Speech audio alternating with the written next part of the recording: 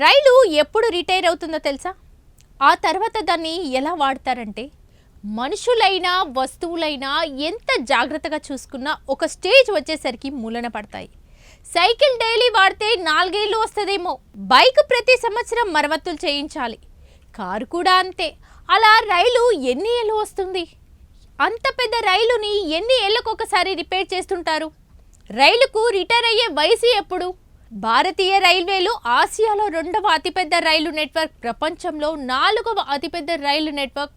దేశంలో రోజు 23 మిలియన్ల మంది ప్రయాణికులు రైలులో ప్రయాణిస్తున్నారు. ప్యాసింజర్ రైల్లో ఏసీ, జనరల్, స్లీపర్ వంటి అనేక రకాల కోచ్లు ఉంటాయని మనకు తెలిసిందే.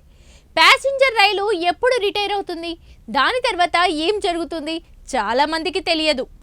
ఐసీఎఫ్ కోచ్ల జీవితకాలం 25 నుండి 30 సంవత్సరాలు. అంటే ఒక ప్యాసింజర్ కోచ్ గరిష్టంగా 25 నుండి 30 సంవత్సరాల వరకు మాత్రమే సేవలు అందిస్తుంది. అయితే ఈ సమయంలో కూడా ప్రతి 5 లేదా 10 సంవత్సరాలకు ఒకసారి ప్యాసింజర్ కోచ్ మరమ్మతులు చేస్తుంటారు. సాధారణ కోచ్కు 25 ఏండ్ల సర్వీసు పూర్తి కాగానే సర్వీస్ నుంచి విడుదలవుతుంది. దీని తర్వాత అవి ఆటో క్యారియర్లుగా వాటిని మారుస్తారు. ఆటో క్యారియర్గా మారిన తర్వాత ఈ రైళ్లు ఎన్ఎంజీ కోచ్లుగా మార్చబడతాయి. ప్యాసింజర్ కోచ్ను ఎన్ఎంజీ కోచ్గా మార్చిన తర్వాత మరో 5 నుంచి 10 ఏళ్ల పాటు వినియోగిస్తారు. ఈ రైళ్ల ద్వారా ఒక రాష్ట్రం నుండి మరొక రాష్ట్రానికి సరుకులు రవాణా అవుతాయి. ప్యాసింజర్ కోచ్ని ఎన్ఎంజీ కోచ్గా మార్చడానికి కోచ్ పూర్తిగా సీల్ చేస్తారు. లోపల సీట్లు తీసేస్తారు.